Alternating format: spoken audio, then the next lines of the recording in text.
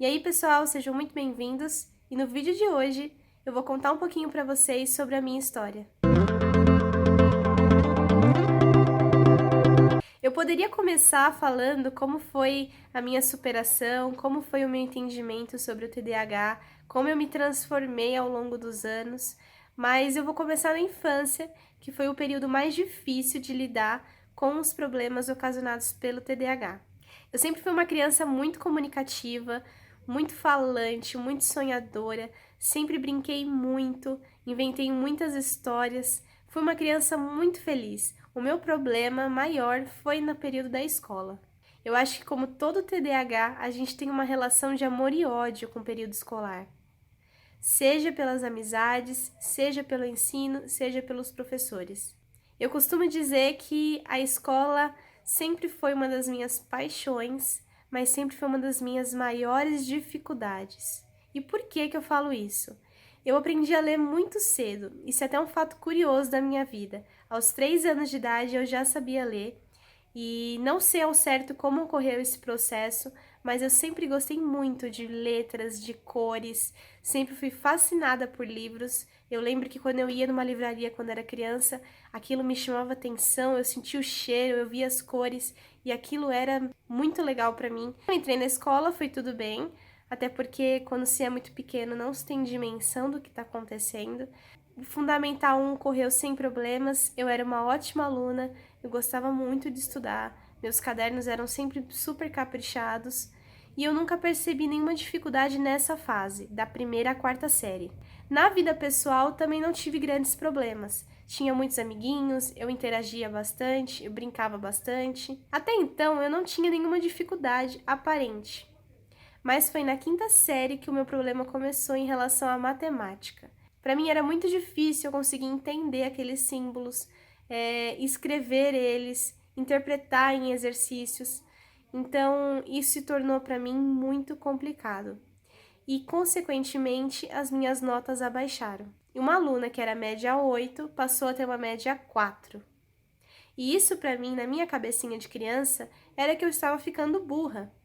Imagina, eu era 8 e de repente estou tirando 2, 3, 4. Isso não era normal. Mas teve mais um fator que foi decisivo para que eu criasse uma relação negativa com a matemática nessa fase do período escolar. Foi o professor. Hoje em dia, eu tenho plena consciência que ele também não tinha tanto preparo para lidar com alunos que tinham transtorno de aprendizagem ou que tinham diferenças no processo de aprendizagem. Mas na época ele lidou com isso de forma bem ruim. Ele achava que eu não me esforçava ou que eu não prestava atenção na aula dele. Então teve até uma das ocasiões que ele pegou a minha prova e mostrou para todos os alunos. E para mim, que era uma aluna super boa, que tinha nota 8, ter a prova nota 2 mostrada para a turma inteira, para mim foi uma questão de humilhação. E aquilo me chateou muito, e eu lembro que eu fiquei dias pensando naquilo e morrendo de vergonha. E eu criei uma memória negativa em relação à matemática e aquele professor também. Os anos seguiram, eu mudei de escola, mas sempre carregava aquele rancor em relação à matemática, porque eu achava que eu não era boa o suficiente para conseguir fazer um exercício. Outro fato curioso que aconteceu nessa época é que eu não gostava que ninguém visse eu fazendo o exercício, porque eu tinha medo de errar. Depois desse acontecimento com a matemática na quinta série, eu tinha um medo absurdo de errar, eu tinha um medo absurdo de falhar. E todos nós sabemos que quanto mais você falha, quanto mais você erra, mais você aprende com esses erros. Eu estudava numa escola pública e depois fui para uma escola particular. Para mim era a chance de recomeço em todos os sentidos, em relação à amizade, em relação ao ensino, em relação à aprendizagem. Então, para mim seria uma vida nova entrar nessa escola.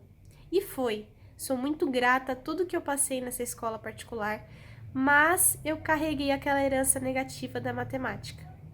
O que eu fiz para mudar aquele problema, para solucionar aquele problema? Nada. Na verdade, eu coloquei ele debaixo do tapete, porque eu tinha vergonha das minhas dificuldades. Eu não sabia ao certo por que eu tinha elas, porque naquela época ninguém falava de transtorno de aprendizagem e ninguém cogitava ir no médico por conta disso. Quando eu conversava com os meus colegas de escola, eles sempre me diziam assim: Ah, estudei 2 horas. Nossa, eu nem estudei para a prova. E às vezes eu passava 8 horas estudando para aquela prova, ou até mesmo dias. Eu não sabia estudar direito, para falar a verdade. Hoje em dia eu consigo pensar nisso.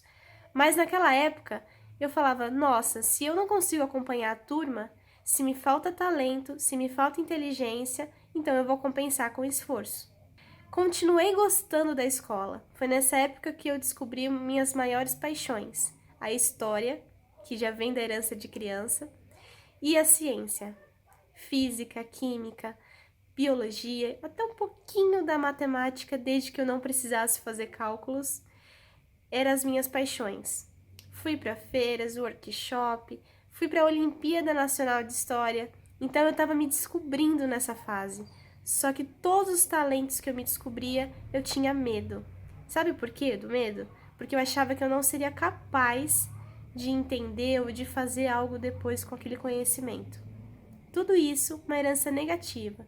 Foi um ponto, na verdade, do meu ensino que me transformou numa pessoa medrosa. E até o ensino médio eu tinha muitos medos em relação a isso. O tempo foi passando e quando chegou mais ou menos no segundo ano do ensino médio, eu já teria que pensar na carreira que eu iria prestar no vestibular. E aí o negócio começou a ficar feio, porque eu só pensava nas dificuldades que eu tinha e como eu teria que saná-las durante o vestibular. Comecei a estudar que nem uma maluca, de vários jeitos diferentes, de várias formas diferentes, e não dava certo. Nessa mesma época, eu comecei a ter dores de cabeça. Fui no médico, fiz um tratamento e não resolvia. Tive outros sintomas, mas eu não relacionava isso com nenhum transtorno. Nem imaginava que poderia ter alguma relação. E aí, quando eu fui no neuro, eu obtive um diagnóstico de TDAH. No início, eu não aceitei, achei que aquilo era maluquice do médico e que não tinha nada a ver. Procurei outros profissionais e o diagnóstico foi fechado. Sim, eu era portadora de TDAH. E o que é o TDAH? Transtorno de déficit de atenção e hiperatividade. No começo foi um sentimento meio esquisito. De um lado eu sentia alívio e uma espécie de salvação, e no outro eu sentia medo, muito medo, porque eu não sabia o que era isso, eu não sabia como é que desenvolvia o TDAH, por que eu tinha aquilo, meus pais tinham aquilo, como é que eu fui ter aquilo na vida? Eu não entendia nem o que era a sigla, nem o que poderia me causar, quais eram os sintomas. Mas, pelo outro lado, quando eu comecei a entender o que era o transtorno, quando eu comecei a fazer o tratamento, quando eu comecei a me conhecer melhor, eu entendi tudo o que havia acontecido em anos da minha vida. Todas as dificuldades, todas as minhas características, todas as minhas diferenças e formas de pensar, ou as minhas próprias reações em relação ao mundo que eu tive, possivelmente tinha uma ligação com o TDAH. Então, mesmo com medo, eu aceitei o diagnóstico e comecei o tratamento. Mais um ano se passou até que eu prestasse o vestibular, e sim, eu enfrentei muitas dificuldades, cansaço, desatenção, às vezes a minha mente era muito acelerada, eu não conseguia prestar atenção, eu não conseguia fazer muitas coisas ao mesmo tempo com uma determinada eficiência que uma pessoa faz. Isso começou a me chatear, mas eu não contei pra ninguém, porque eu ainda assim tinha vergonha do diagnóstico. O tempo passou, prestei vestibular, entrei na faculdade. Foi aí que eu dei de cara com muitas pessoas diferentes, com muitos jeitos diferentes. E algumas pessoas também tinham transtorno de aprendizagem. Umas eram dislexia, outras eram TDAH, outras eram até o autismo leve. Então eu comecei a perceber que tudo bem falar sobre isso, que tudo bem expor o que eu tinha e tudo bem eu me aceitar. Porque enquanto eu não me aceitasse, eu não conseguiria entender como eu funciono e eu não conseguiria melhorar. Não conseguiria evoluir, na verdade.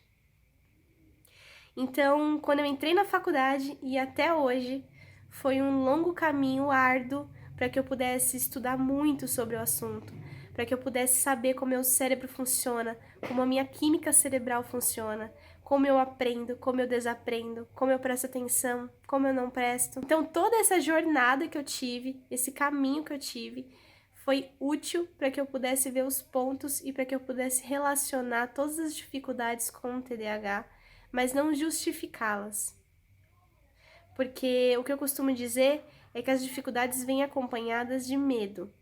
Então, eu não aprendia matemática porque eu tinha medo de fracassar, medo de errar. Eu não escrevi uma boa redação porque eu tinha medo de não colocar acento nas palavras. Então, a minha jornada escolar foi baseada no medo. Claro, eu curti muito, as minhas relações com os meus amigos sempre foram muito boas, sempre tive ótimas amizades, só que eu sempre tinha aquela sensação de medo de não conseguir. E isso é muito característico do TDAH, medo de fracassar o tempo todo, e aí você também não faz. Então, depois que eu me descobri, que eu aprendi sobre mim, eu aprendi a estudar melhor, eu aprendi a conversar melhor, eu aprendi a trabalhar melhor, e eu posso dizer que todas as dificuldades que eu tinha, eu transformei elas de alguma forma em habilidades. Não posso falar que eu curei as minhas dificuldades. Não, isso não existe. Você aprende a conviver com elas. Mas por que não torná-las, ou em sua maioria, uma habilidade? Eu me lembro na época da escola que às vezes eu copiava um texto e aí eu me distraía e voltava a copiar. Quando eu voltava a copiar, eu pulava parágrafos de texto e pulava linhas e exercícios. E a professora na época achava e falava para minha mãe que eu tentava enganar ela, que para terminar mais cedo, para poder brincar, eu copiava o texto e pulava partes dele. E na época não, na época eu falava, mas eu fiz isso sem querer. E hoje eu entendo que foi a minha desatenção que fazia isso. Fazendo uma retrospectiva, eu consigo saber exatamente os pontos da minha vida que o TDAH estava se manifestando e eu não sabia.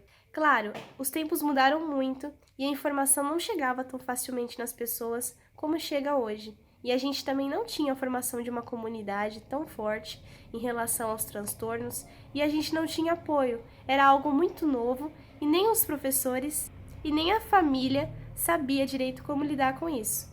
Na faculdade, não posso dizer que foi às mil maravilhas, mas foi um pouco melhor, porque eu já era mais madura, porque eu já sabia o que eu tinha, sabia dos meus direitos, mas também não foi fácil. A minha maior dificuldade na faculdade não foi em relação aos amigos e nem às matérias, e sim como o conteúdo, como o conhecimento era transmitido. Eu acredito que para você ensinar algo para alguém, você tem que fazer a pessoa entender, interagir e absorver boa parte do que você está falando. E isso não acontece muitas vezes. Não estou generalizando, tive muitos professores ótimos na graduação que foram exemplos de profissionais, mas tive alguns que tornaram esse processo muito triste, para falar a verdade. Tinha matérias que eu amava e que eu achava linda e que possivelmente seria uma habilitação para mim na faculdade, uma especialização, e que eram transmitidas de forma completamente não estimulante. Acho que essa é a palavra certa. Tinha professores que passavam 3 horas passando slide e tinha professores que ficavam ditando pra gente o texto. E você deve imaginar, mas isso é normal, Ellen, todos os lugares acontece isso. É verdade, só que nem todos os alunos são iguais. Pode ser que esse método funcione para 50% da sala, mas e os outros 50% que aprendem de forma diferente? Então, eu me lembro que na faculdade eu comecei a fazer diversas técnicas de estudo. Vídeo, música, resumo, texto, tudo que eu pudesse fazer para testar, para ver se eu conseguia aprender aquela matéria, eu fazia. Se alguém me indicava uma técnica, eu ia estudar sobre ela e ia ver se dava certo. Se alguém me indicava um livro sobre neurociência, sobre estudo, eu lia. Então eu comecei a devorar esse tipo de conteúdo, porque eu queria entender como é que um cérebro normal, um cérebro neurotípico, que a gente chama, funciona, e como é que um cérebro de um TDAH absorve e aprende o conteúdo. Eu aprendi muito sobre mim, aprendi muito sobre transtorno e entendi exatamente como transformar algumas dificuldades em habilidade, porque nem tudo no TDAH é ruim. É uma questão de perspectiva e de experiência. Não posso dizer que eu consegui enterrar todas as dificuldades que ficaram no passado, principalmente em relação à matemática. Ainda carrego dificuldades, mas hoje em dia, com certeza, eu já aprendi a lidar muito melhor e eu consigo encarar os erros de forma melhor. A Ellen, de 11 anos de idade, ela não tinha ideia que aquela prova que ela tirou 2 em matemática, que aquele dia que o professor mostrou a prova dela para todo mundo, seria tão impactante na vida dela. Mas em muito tempo da minha vida eu lembrei com pesar dessa situação. Mas hoje em dia eu lembro até como um certo Ainda bem que aconteceu, porque me fez abrir o olho. Talvez eu nem pensaria mais sobre o assunto se eu não tivesse dado tanta importância. Eu não teria estudado mais, eu não teria procurado um diagnóstico, eu não teria feito essa jornada de autoconhecimento que eu fiz até aqui. Eu espero muito que vocês tenham gostado e a minha intenção de compartilhar a história é poder trocar vivências com vocês, é poder saber um pouco da história de vocês também e fortalecer essa comunidade para que a gente possa transformar nossas dificuldades e as nossas peculiaridades em grandes habilidades que ajudem na nossa vida. Foi um prazer enorme falar com vocês e eu vejo vocês no próximo vídeo.